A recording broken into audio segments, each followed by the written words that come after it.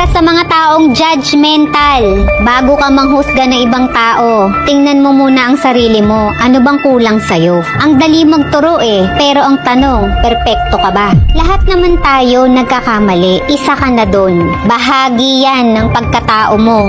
Imbis na magmadali ka sa pagpuna sa kinikilos ng iba, subukan mo munang intindihin ano ba ang pinagdadaanan at ano ba ang nararamdaman nila. Itrato mo ang ibang tao ng kung ano ang gusto nilang itrato rin sa'yo.